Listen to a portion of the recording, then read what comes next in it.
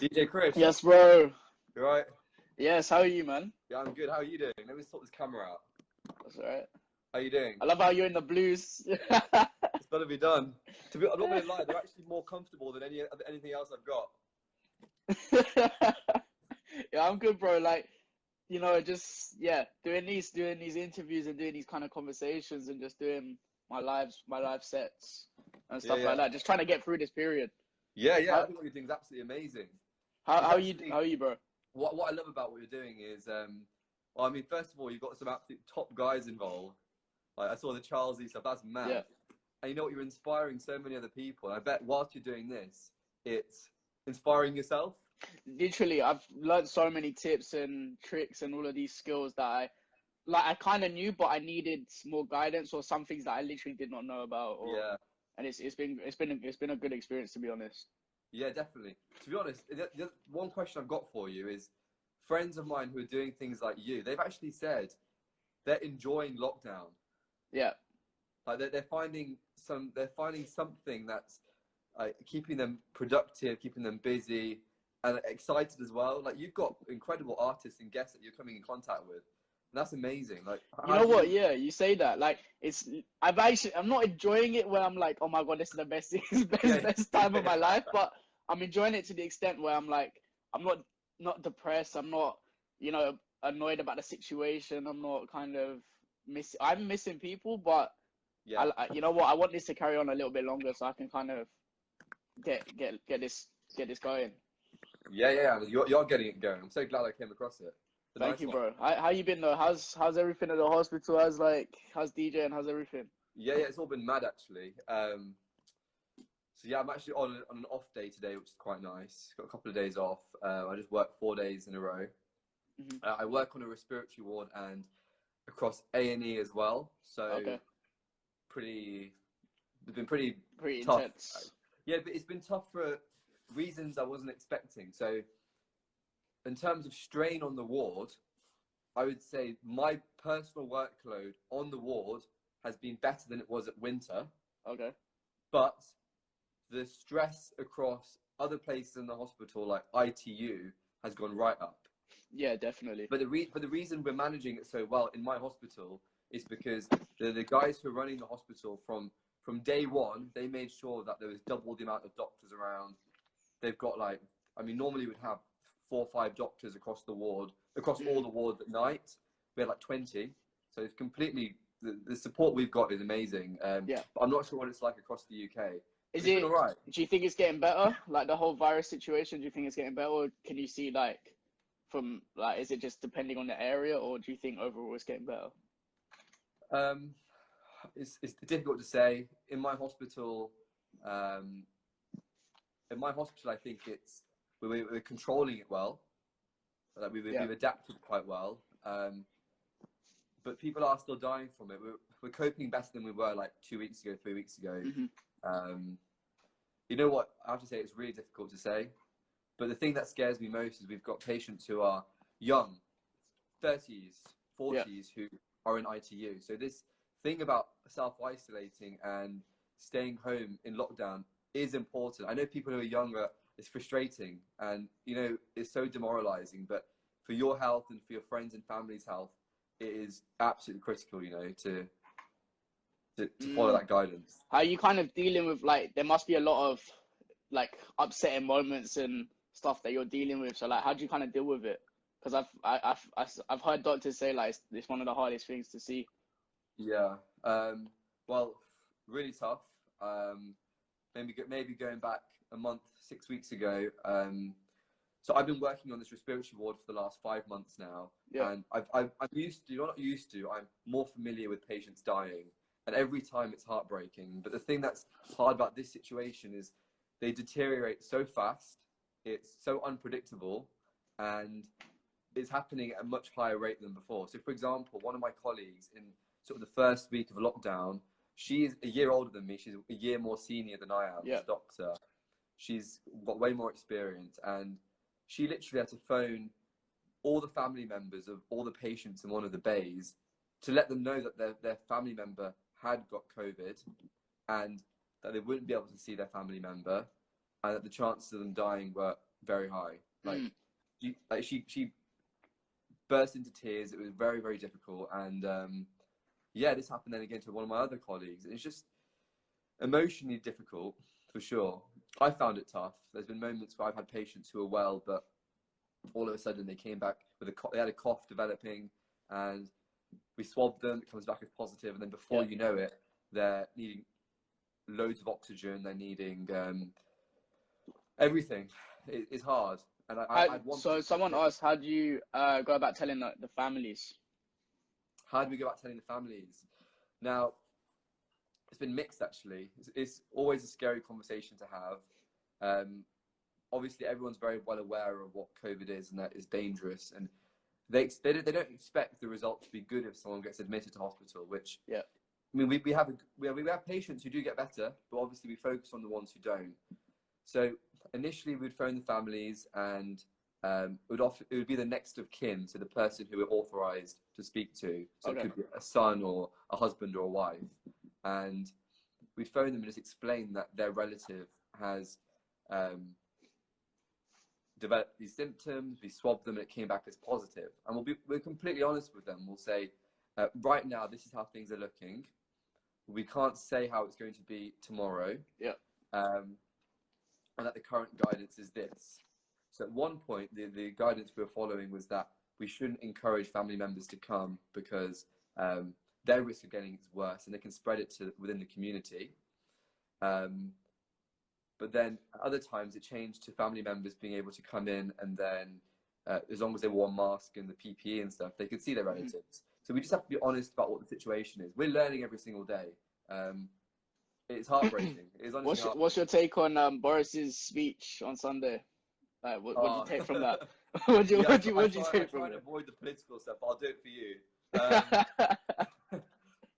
It's a difficult one to understand for certain. But then the thing is, I'm not going to criticize Boris, because imagine this man, he's trying to put everything together. He's trying to communicate so many different messages, yet keeping everyone safe, and trying to advise people on this virus that we don't know much about yet. So I guess he's hedging his bets a little bit, and there's a lot he hasn't factored in. But do you not agree that there's not a lot of clarity? Yeah, that's the thing, because like clarity. I don't, obviously I understand, like this virus, we don't actually know what's going on with it. No one knows, not even the doctors. Like, scientists are still trying to work it out and things. So I give him credit for trying, but it's just like, can you be more clear about and concise about what you're saying? Because he will hype everyone up saying on Sunday I'm bringing out everything, but doesn't bring out anything until like Monday or Tuesday, and like we're still hearing more things coming out at the end of the week. So like, I'm thinking, why didn't you just tell us this on Sunday? Yeah, definitely. One thing that I can recommend for anyone who's watching is the BBC do a podcast called like the Coronavirus Newscast. And every time Boris does a speech, they dissect it and try and clarify the things that that no one understands. So I didn't actually watch the full Boris speech. I watched the main bits, and then I was busy at work at the time, and then on my drive to work yesterday, I just listened to the newscast, and it completely translated bits of what he was saying. Okay. So that's one thing I recommend. Cool. Well, bro, we're gonna get into the juicy kind of topics and interviews and discussion points about DJing. So, thank you for everyone tuning in. But how did you start? How did DJing kind of start for you? So I've always been into music. I played instruments when I was at school. I played saxophone in like a jazz band, a bit of piano. So I've always loved music. It's something that my family have always been into, but mostly live music stuff. I then went to uni, and then obviously you go to clubs and things. I love the nightlife, and I just thought, let's try and apply this music knowledge to something a bit different now. And there's my man MJ locked in. MJ, nice one. Yeah, and I applied it to there. I entered a few different contests, played a few gigs, and I got involved in the UK's first student-led record label, where we were essentially giving student artists a career springboard, but also trying to develop the skills of sort of the team within the record label, so they could go and get jobs in the music industry. And whilst we were doing that, I found myself getting more gigs, getting better at marketing myself. So it gave me a few transferable skills that I could use. played a few gigs. In fact, my first ever gig was with MJ. He'll remember this. I somehow managed to get a few slots at Sankey's in Manchester. Yeah. And they're opening slots. And I said to a few of my mates, MJ, look, we've got some opening slots. Who fancies it? And the MJ came down. It was amazing. And that's where it all started. Went from there, played a few more gigs, a few student events, and then entered a global DJ contest run by Tomorrowland. Yeah. And that was you're answering all my questions now. Sorry. No, carry on. That's where it all started. And then from that point onwards, I just kept running with it whilst being a student. Yeah. But then I found myself spending more time emailing rather than doing music. And then I loved the networking side of things. And I guess it all went hand in hand. When I was studying, I could email if I had a bit of free time, and then prepare for the summer. How do you kind of get through, like, you know, with these emails to clubs and everything? What advice would you give? Like, how can you get there? What's the best options? Best option. So you need to work out who's running the night. That's the first thing. So if it's on Facebook, go on the event, look at who the promoter is, go on the Facebook page of the event. It's not usually the club, it's the promoter. Yeah. That's the key thing. That's what initially I was doing wrong. I was emailing clubs. No, not useful. Find the promoter, try and understand their sound policy, get a mix together, and then also have something to offer. Yeah.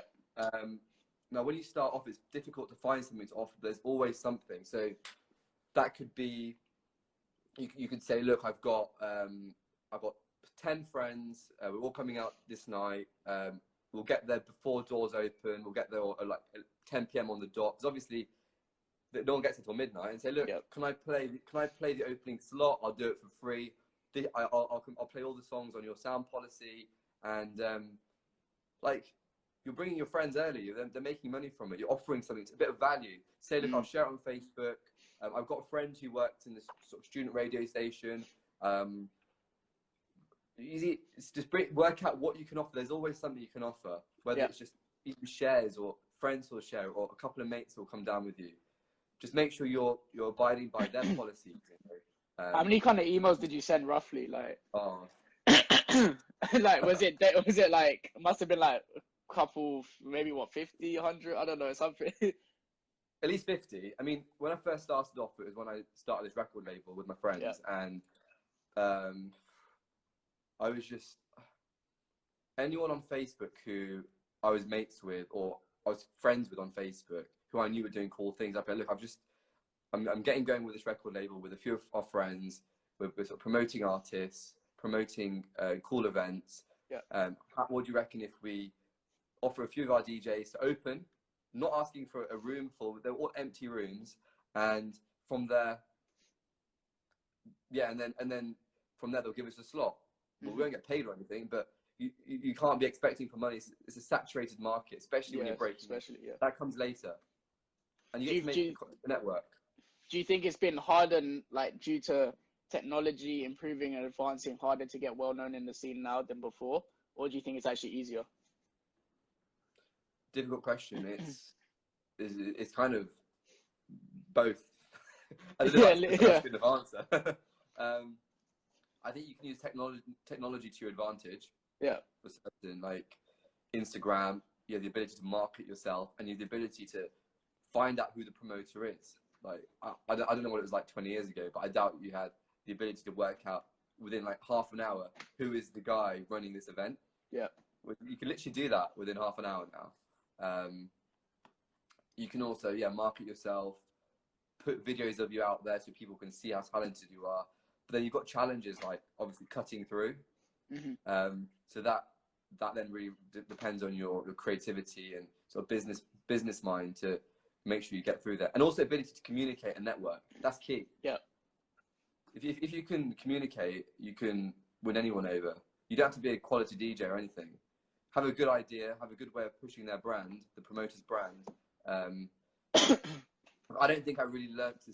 I didn't learn to really DJ until I'd done sort of 2-3 gigs, because you need to have that practice to get better. And my number one advice would be play to empty rooms. Don't expect money, and do what you need to do for free. You gotta do those graveyard shifts kind of thing. Do it, yeah.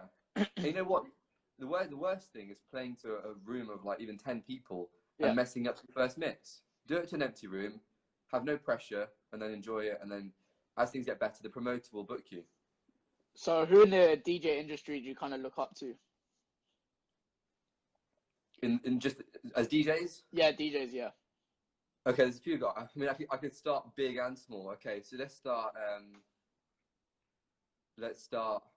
relatively. Do you know, so Martin Too Smooth? I'll start with him. I know his story. I've been following him for a while, and he's one of these guys who had an original idea from the start. He grafted, he networked, and he's super talented.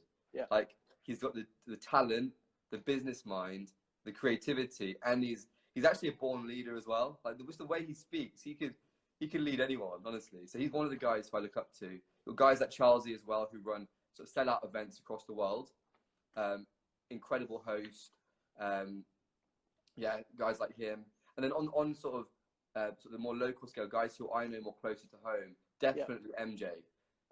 We've been mates for a few years now, and he was one of the sort of first guys I reached out to, sort of looked up to, and he was DJing at Club at Home. We got him involved in sort of events in Birmingham, and he's just kind of progressed. He's one of these guys who's taken every single opportunity to work up the ladder. I think that's what I think is amazing about what he's doing. He's absolutely smashing it right now. Yeah, definitely. So who who else do you kind of look to in the industry, like right now? Do you look at any up and coming DJs, or are you always on the lookout for them, or you kind of just? Yeah, massively.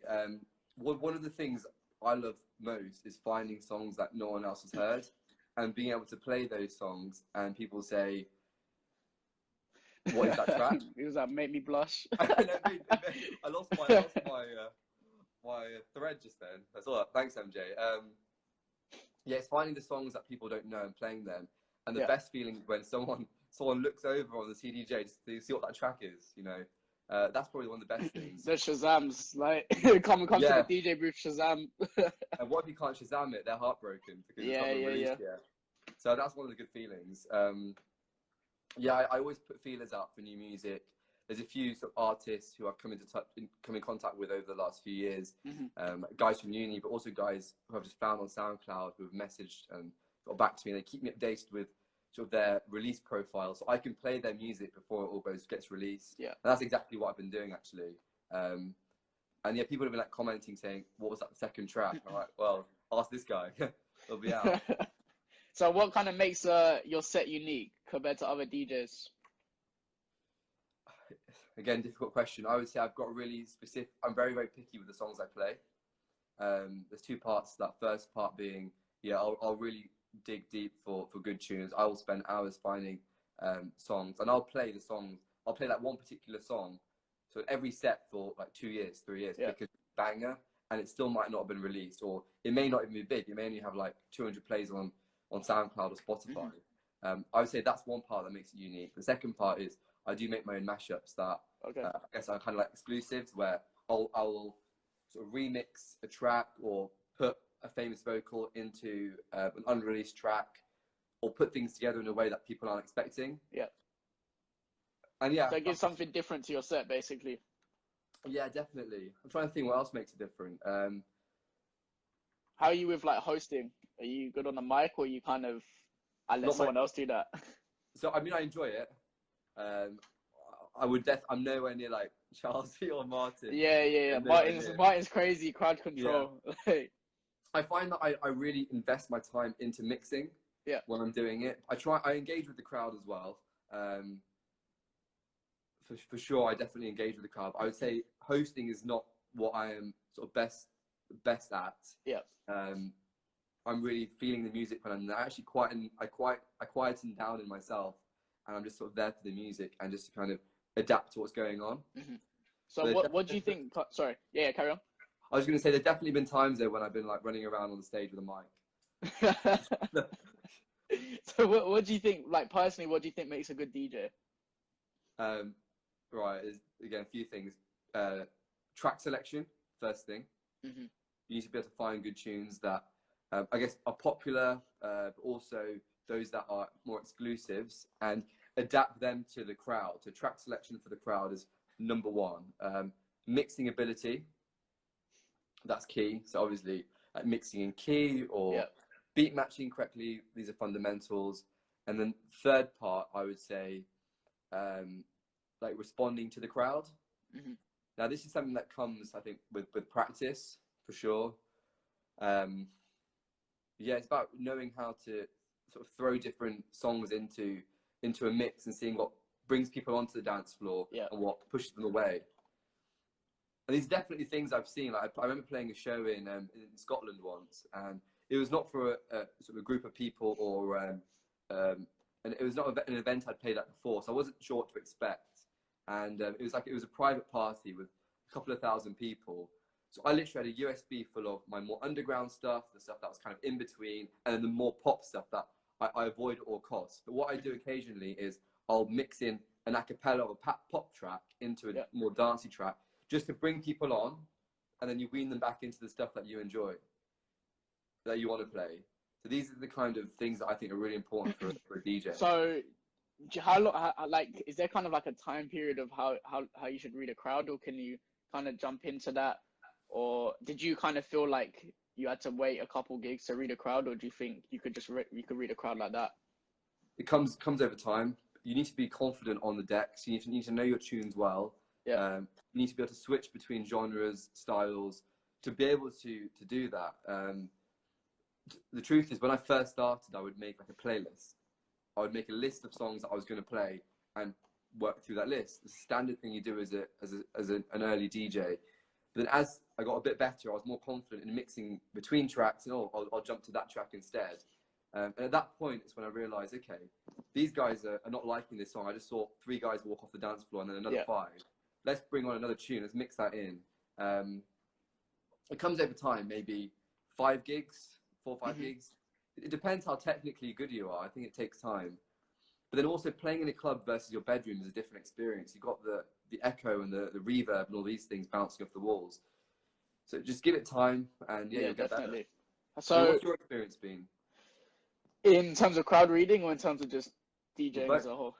Yeah, just both. Like, how have you got better at reading the crowd? For me, so I've got something different to, I think, a lot of DJs in the UK. I don't know every DJ in the UK because they could have done this, but I DJ'd in Mexico 2 years ago, or last. Yeah. So yeah, 2 years ago. Sorry. So I DJ'd in Mexico, and that helped me a lot with crowd reading and like with genre selection and everything. Because I used to just focus on hip hop and R&B. I never used to go. I only had like a couple bashment and dancehall songs. I never, like the popular commercial ones, I never really used to go down that route. And then DJ'd in St. Lucia as well for their street parties and stuff. So once I did that, that opened my eyes up to that side of things. Wow. But with the Latino side, that's helped me a lot. And over there, they're like a tough crowd as well. Like Latinos are a tough crowd. Like it's hard to please, but when you please them, they just dance for ages. So it's helped me a lot. What do they need? What is it they're after to be pleased? Is it certain songs, or is it certain songs? It's like with dancehall tracks. Like if you don't play the right songs, then you're gonna get cussed out basically. Like it's proper. So that's helped me a lot. And I think as you said, it's just experience and just kind of doing more club gigs and just getting more exposure to it. Yeah, it's practice. Yeah, it's just practice. It's literally practice. Yeah. So start small and build it up. So you were featured on Capital Extra with Charlie when he was on Capital Extra. So how did that come about? This is probably when I was bashing emails a couple of years ago, 3 years ago. No, I came into contact with someone who was in his team at Disturbing. I went to a BBC talk in Birmingham, and there was a girl there who works within his team, and she'd also worked on like Radio 1 Extra. And I managed to get her email at the end of the talk, and I messaged her maybe a year later saying, hey, we met here. I've just been sort of pushing myself as a DJ, done these couple of gigs. Would be amazing to sort of do something more with whatever you're doing, your events and those kind of things. And she got back to me. She was like, sounds really cool. Let's get you on for the mix with Charlie. And before I knew it, it was actually confirmed. And it just goes to show if you can approach people in real life, get their details, create a connection over email, then you can make these things happen. It is a numbers game. Like, it takes a certain type of person like her who's kind, genuine, and wanting to support new talent to really come through. And the thing is, everything is done in person now. Like, you can't just send an email and just hope you'd get it. Like, you have to do these meetups or have to go to the place first, get to know the person, then carry on. And I think I think it's a problem with social media as well, because people kind of forget that you gotta go meet the person as well. You can't just be texting and then hope for the best. And it's always hard, especially in this kind of industry. It's hard because the best time to meet people is at night when they're working. That's when they're awake. But then they don't want to speak to you when you're working. Yeah. So it's just like you can't. It doesn't work both ways. Yeah, I know. I once tried it at an event. I approached a promoter who I'd seen on Facebook. Yeah. In person, I was actually in the queue to go there with my mates. I'd emailed him. I was like, you know what? He's right there. Let's go say hello. He was not having any of it. But you gotta be in it to win it. You gotta have a go. Definitely. So, what's been like your best kind of moments in DJing? Like, what's been the highlights? Definitely playing at Tomorrowland. Tomorrowland was a game-changing moment. It really made me have a feel for what being a DJ could be like. It inspired me, and it made me think, okay, let's keep pushing at this. In terms of a festival, it's absolutely unbelievable. The atmosphere is unique. I mean, for those who don't even like dance music, I know there's a lot of people out there, my mates, they hip hop, R&B. I'm like, no, just go there for the atmosphere. That was probably the first time I really felt inspired by sort of DJing. I'd say the next time I had a great time was I got a gig on Radio 1 for a couple of sets. I did a couple of mixes on Radio 1. Those were a bit different. Those were good fun. But then equally, doing house parties and things for my mates, I love doing that. Yeah. Union, just playing whatever they want me to play, So I'd say those are probably the highlights. Like, Radio 1 and Tomorrowland. Tomorrowland must have been crazy to play at, like, because I've always watched those, like, just the YouTube videos of it, like Ultra and all of that stuff when I was younger.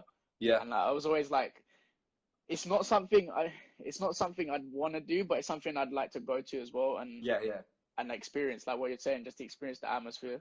Yeah, and the thing is at Tomorrowland, like, you're right, it was incredible. But the truth is, when I did that gig, it was like I'd gone from playing in my bedroom and one student event to suddenly playing at the biggest festival in the world. The set was going to be broadcasted on their like national radio. It was very overwhelming for me. It went straight into the deep end, basically. Yeah, and so what I did, I went to a DJ shop in Birmingham and asked one of the guys, I was like, can you give me like a quick lesson of what to do, just so I could get a bit better at this? And it was overwhelming. I actually planned my set to a T. I knew exactly what was coming next. But then again, I think if you're going to do a festival set, you have to kind of like you can be uptight about something like, oh no, I'm just going to freestyle, but that's not what I did. Yeah, definitely. So going back to that, do you normally have like a set planned, or do you kind of have like a rough thing in your mind, but you kind of freestyle on the night, or? Yeah, I think I've got enough music now from sort of a spectrum of tracks I'm happy to play that I can kind of adapt and switch between things. Yeah. That's come over time, I'd say. But I think the key thing with all this is you need to know your music well. Yeah, definitely. And be happy to switch things up. And also be able to correct mistakes. That's the other thing, because you can easily put one track on top of the other where it sounds out of key and it sounds awful. But then you have to know how do I quickly mix this one back in or out, It's about being quick on the decks. Definitely. Have you had any like moments where you're kind of sweating on the decks? You're like, oh my God, I've messed this one up, or? Yeah, I did actually. I had one gig in Scotland where I swear nothing was coming out of the speakers. Yeah. I was like, I can hear this through my headphones, but the room sounds quiet. And everyone was just standing still. It wasn't my fault. I was like, what's going on? Like, it makes you panic a little bit. Like, what do I do? Yeah. But yeah, it sorted itself out. That was probably the worst one. I've had moments, even like on a live stream, where I've had a track cut off by accident, or I've pressed the play on the wrong side. Yeah, when you press the track. Q button on the wrong one, that's the Yeah, I've had those ones. Yeah, and on my decks as well, I've got when you want to forward a track, there's a forward button. Yeah. There's also arrows on the mixer, and if you press, sometimes I've accidentally pressed those arrows, and those arrows stop the track and load up the next track. So okay. Yeah, so it's small things like so that. sometimes it's getting you get mixed up there. Yeah. So going with your I've had like just the odd Q button mistake there. The worst one I've had was laptop. So I was DJing in Essex for the first time. So I was under pressure for this one. Because the guys didn't know me at all. I literally put myself out there. I said, I don't care. I'll drive there and do a 20-minute set. I don't care. I'll do it for free. I just want to get exposure. He was like, okay, because I like the enthusiasm and everything. They were like, okay, I'll give you an hour set. So I'm getting on the decks. The left deck is working, but the right deck isn't. Oh no. And it's coming to like halfway through the song. There's like a minute left, and I'm like, what am I supposed to do? So I just queue up another track. I just like fade it down, get on the mic quick, queue up the next track. But then I was like, maybe it's the wire, right? And I was so lucky I had a spare wire into the CDJs in my bag. So I went to my car. Literally, I left the club, went to my car, come outside, like gone back in, got the wire. There's tracks still playing, luckily. And I said to the pardon? No, because I switched up a next track, so there was like a 3-minute song. So I literally ran out. So luckily my car was outside. Come out, and I said to the other DJ, put your USB in case like track stops. Then get a wire and then fixed it. It was all good. But I was sweating so much, and it was bad because I was wearing a white top, and you could just see like it wasn't the best. But you know what? That's probably the worst one. But yeah, you kind of just have to deal with it and adapt to the situation. Yeah, that's different. You wear a white t-shirt. I'm pretty sure 99% of DJs would wear a black t-shirt and black jeans. See, I wear all white when I go clubbing. I'm daring. It's dangerous. It's dangerous. So going to your NHS session. So like, where did the idea come from, and how's it going, and how did it come about and everything? So I mean, the idea came probably a month ago. I think I was at work or just chilling out, and I thought, what are we going to do during lockdown? We need something fun to do. And I saw a lot more people doing live streams and stuff. And I thought, you know what? A lot of the people I work with are, the morale's quite low generally across the board. The people who are working hard, but also everyone who's stuck at home in isolation. Like it's a really difficult time across the board. And you know what? I thought, let's create something where we can just celebrate the hard work of everyone and give everyone at home something to look forward to. Let's put a complete positive spin on this. You know what? I think the NHS has now become cool, and I'm quite proud to say that. Not through just NH sessions, but just generally, it's amazing to see the kind of spirits towards sort of NHS workers is really, really nice to see. And I thought, let's make NH sessions. It's a name that came to my mind. I messaged one of my close mates. I voice noted him saying, I had this idea. What do you reckon? Brilliant idea. Do it. And I reached out to a bunch of friends who were DJs, but also live performers. I said, would you be up for getting involved? And I'm one of these people who have an idea, and I think to myself it sounds good, but I think to others they might think, it's not great. But everyone was so keen to get behind it and get involved, and one mix led to the other, led to the other. I reached out to a bunch of people, again, emailing people. I was even voice noting. That was one of the things that I think. That's what you did with me. Exactly. And before I knew it, more and more people coming through, and then they started reaching out. Healthcare workers around the world have been getting in touch, and I just thought, let's keep running with this. It's definitely having an impact, and it's giving me something productive to do during this time. Yeah. Rather than watching TV, I love what's it? Money Heist on Netflix. Oh, Money Heist, yeah, okay. Oh. What season are you on? So I finished the first heist. Okay. 2 episodes into the second one. Okay. So you'll get addicted. Like I finished all of them within the day it came out. So like with the first season, I finished it in the day it came out. Second season, day it came out. Third season, I done it all in the day, and then like I turned my phone off. I said I'm not talking to anyone from like 8 o'clock to like 10 or 11. I finished it. Yeah, I've got to finish it off. So that's on hold for me at the moment whilst I'm doing this. I'm all in line. I'm a big Coronation Street fan as well, and the you go. storylines getting heated up on there, so that's a priority. See, that's not for me. That's not for me there. So with the NH session, so like it's kind of like a community feel, right? So you're getting so many different acts and DJs and people coming on. So what's the plans? Where are you trying to take it? Just I want to get these good vibes in front of as many people as possible. That's all. Creatives across the board, I'm trying to get involved. So not just DJs. Having DJs is incredible. Is what I'm all about. I also want to get live performers and see if we can collaborate them. Or they can do solo performances, singer-songwriters, also chefs, cooks, fitness bloggers, anyone who can give people something to look forward to. So, for example, last week I did a collab live stream with Doctor's Kitchen. I know some guys tuned in, mentioned it actually. Okay.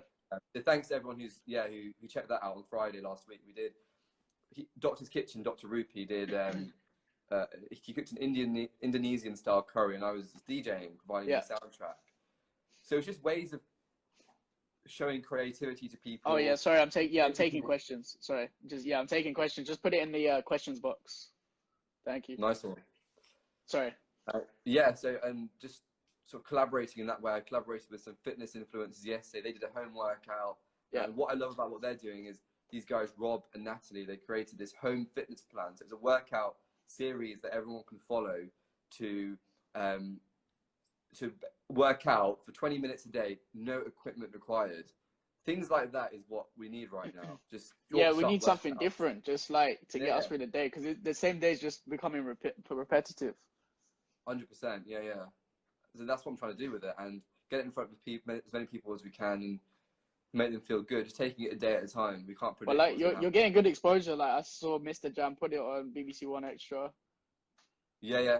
So Mr. Jam, he's behind it. It's incredible the support we've had. Yeah, definitely. So and you know what? It helps us reach people with it as well. Are you trying to do like things with your colleagues as well, like in the actual hospital, and do like different fundraising things as well with that, or are you kind of taking it step by step? One. Yeah, the problem I have is that at work it's work, and we have breaks at work, but the breaks are quite short. For someone at my stage, we have a 30-minute break for a whole shift, and like the other colleagues be doctors, they could be called to a ward or their ward or to see a patient. There's not really much overlap, but I guess when we have breaks and we make time, we do TikToks and stuff like that. Definitely. How are you finding TikTok? Because obviously that's just like, it's like the craze now and everything in terms of artists as well. Like if you look at Young T and Bugsy with the Don't Rush challenge, like their song is blown up worldwide now, and it's crazy with like the likes of TikTok. So like, do you think it's gonna help artists now to blow up like that?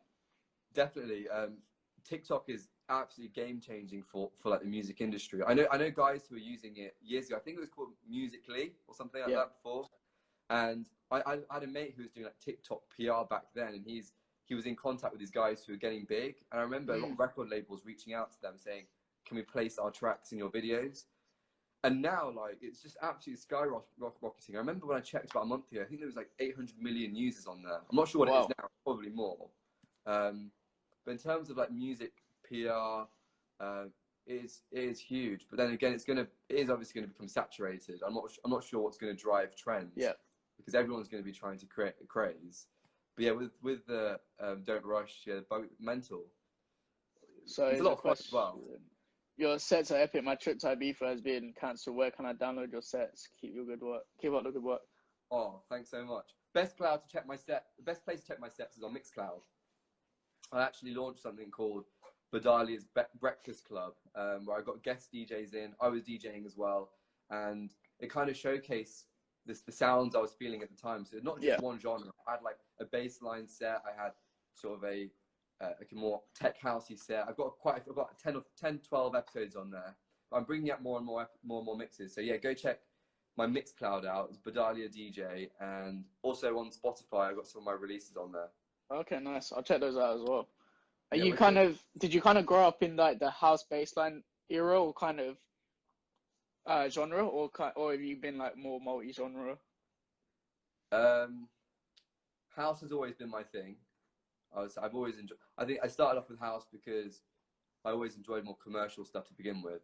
Yeah. So I started off with more commercial house music, dance music, and then got more underground as time went on, and I started discovering more underground artists. I'd say more recently, maybe a year into DJing, one of my friends, Cam, he was big into his R&B and hip hop, and whenever we'd go out clubbing, he'd be the guys like, we're going downstairs, the downstairs room. I got into it that way. He gave me a few urban tracks that I started playing around with. But yeah, I always stuck to dance music. It seems to be the thing that I really connect with and I really enjoy. What's your favorite club to DJ in? Favorite club to DJ in? So, give me 10 seconds to think. Favorite club to DJ. Okay, Sankey's in Manchester. Okay. Definitely. Unbelievable sound system. It's closed down now, which is a shame, but that was where my first gig was. So yeah, I feel quite attached to it in that way. I got a gig there the year later as well.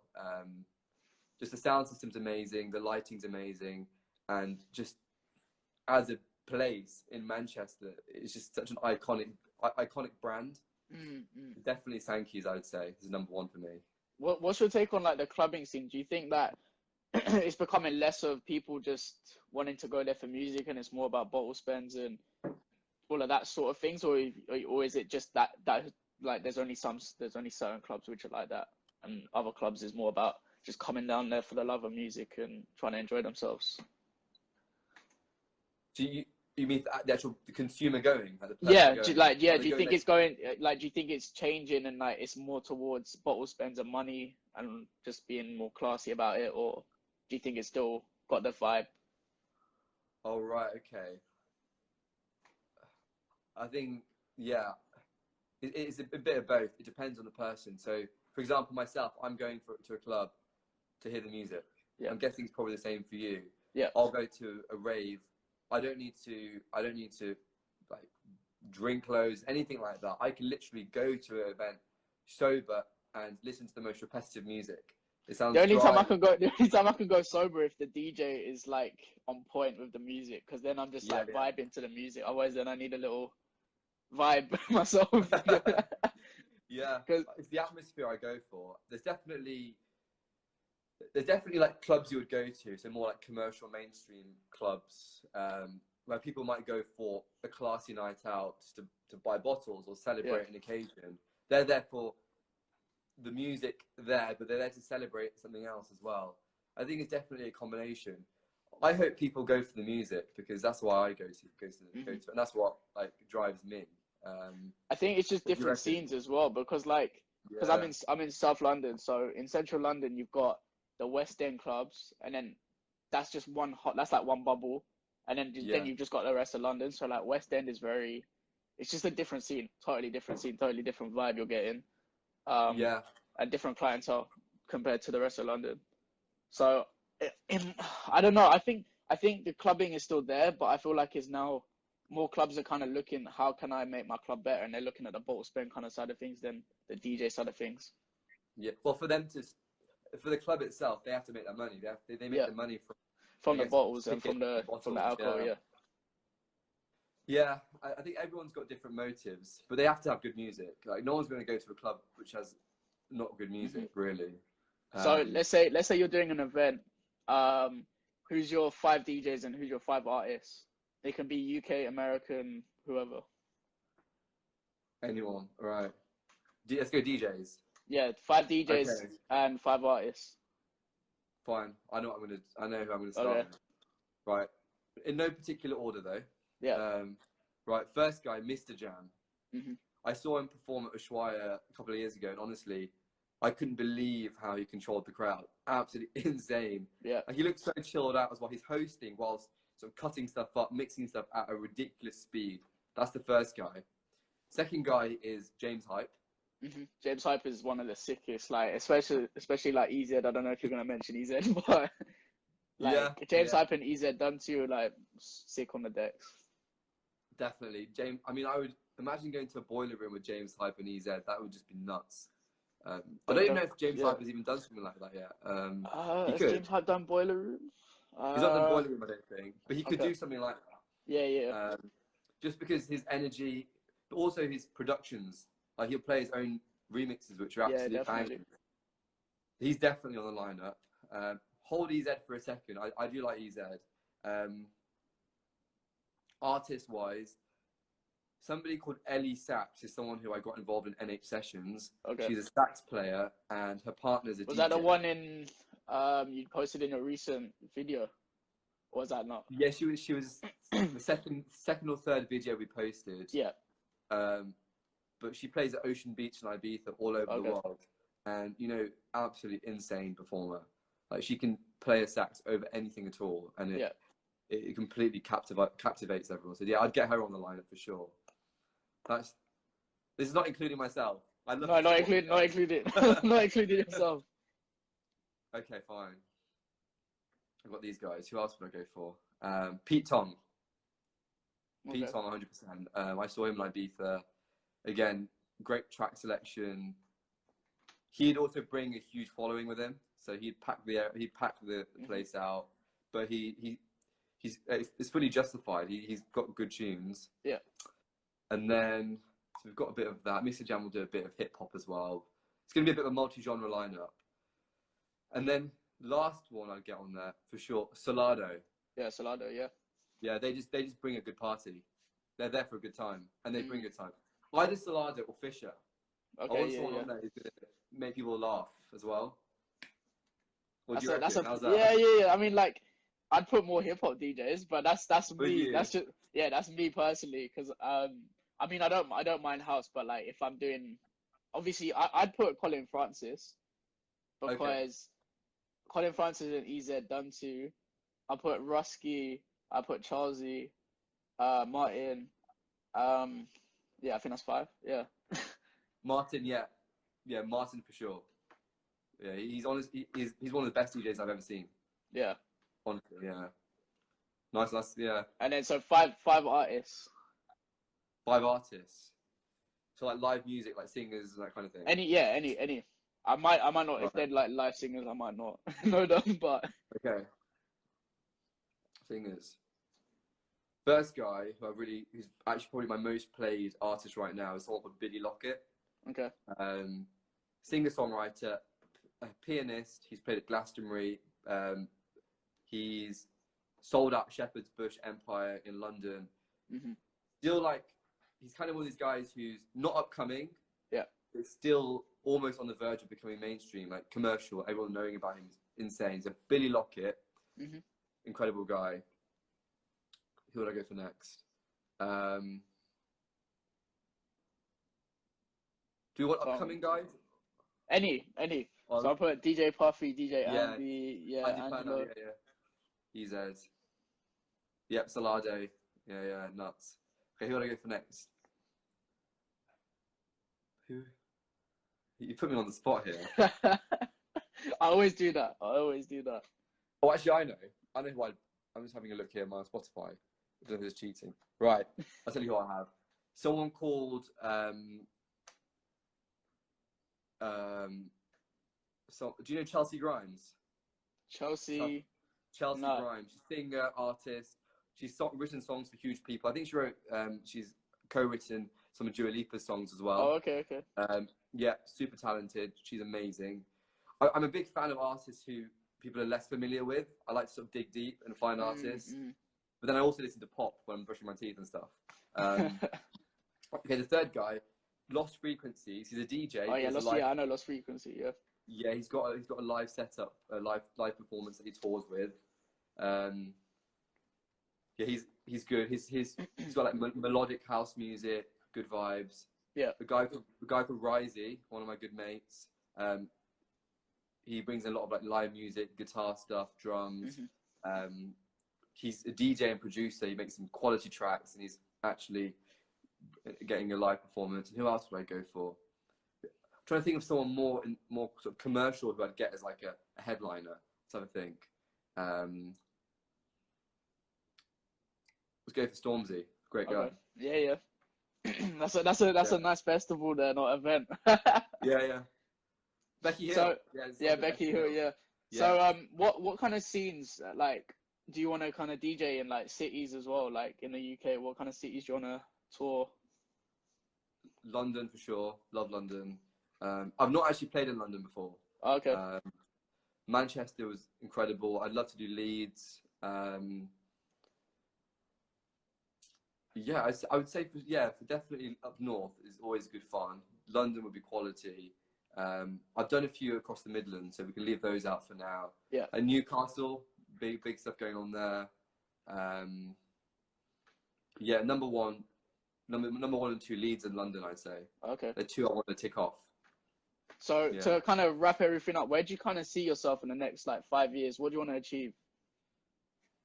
What do I want to achieve? Okay, I want to continue releasing tracks. I've got a bunch of original music, like sort of crossing between urban music, but also house music, underground and pop releases that I want to get out there. I want them to get in front of as many people as possible. So yeah, hopefully get some more originals out there. Continue remixing artists, see if I can get some more sort of artists, plays. I'd love to do more festivals for sure. Mm-hmm. Have you got like particular festivals? I'd love to do Creamfields. Okay. I'd like to go back to Tomorrowland. That was amazing. Ibiza. I've done some small parties in Ibiza, like warm-up parties. Yeah. I'd love to do like Ushuaia or Ocean Beach. Do you think Tomorrowland has helped you though, like with your USP and kind of putting stuff under your belt kind of thing? So you can go to like these clubs and these festivals and say you've done Tomorrowland, and it definitely helps for sure. But then again, promoters always want to make sure that the DJ is playing, is going to play their sound policies. So there's no point saying you're a Tomorrowland DJ if it's like a hip hop thing, or if I'm gonna, you see what I mean? Like, you have to be on point with the sound policy. But yeah, definitely opened a lot of doors for me. But my number one piece of advice for anyone watching would be enter DJ contests like that. I got that through a DJ contest. Okay. The Mixcloud DJ contest, and it's not about plays. It's not about just comments and likes. For things like Mixcloud, it's also about how long people are listening to. So make sure your mix is solid from start to end. If they're asking for a 15 to 30 minute mix, give them your best 15 minutes. Don't give them an average 30 minutes. Do you see what I mean? Like, people need to when they hit them hard kind of thing, like, this is who I am. Yeah, does that answer that question? Is it how I think so. Yeah. I think yeah. But I appreciate it, man. Like, I appreciate you doing this. What's next from you? Or what can we look forward to in the next 5 years? See, that's under wraps. Oh. Because well, at the moment no one knows when clubs are going to open. But hopefully I'm working to do Ibiza, Marbella. Definitely Marbella next summer. I want to do a Napa next summer. Like, doing these interviews have helped me kind of, get contacts, but also like see where I can go. And like, if I can go to Napa, like, I wasn't sure. I just needed more clarity on how to do it. And like, people were just saying, just go there for one-way ticket, see what you can get. Because no one's going to say no to it if you've dedicated your money and time to go there with a one-way ticket. So that's probably for me. I mean, not much. I can't really say anything because I don't know what's happening. I don't really know what's happening right now. You want to do more like gigs around Europe? Yeah, the thing is, for me, like, I've done the overseas bookings, which are cool, and I don't mind that. I want to do more F1. I've done Formula One last year, December. So I did the Abu Dhabi Grand Prix there. I want to do more of that, but more just UK stuff. I want to be getting booked like twice in a night kind of thing. I want to have 3 bookings in one night. That's what I'm aiming for. Busy. Really busy, yeah. But I mean, not as busy as you, But you DJ, that's the other thing. Do you DJ, is it a full-time thing you wanted to book? Are you doing it full-time right now? Oh, well, yeah, now I am. But the thing I'm keeping under wraps is that I want to be a pilot. So that obviously is why I'm keeping it under wraps, because I don't know what's going on with that, because the industry is going down. Industry's going downhill right now, so I'm studying to do that, but yeah, I don't know what's going to happen with that, so I'm just going to carry on with DJing at the moment. That's wicked. Good luck with that. That's going to be amazing. Thank you, bro. But yeah, I appreciate your time, though, and I appreciate you. I appreciate you hitting me up and wanting to do this as well.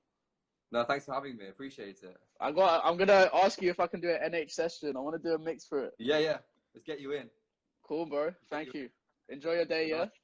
Yeah, take care. I'll speak to you in a bit. Yeah, definitely. Thank you.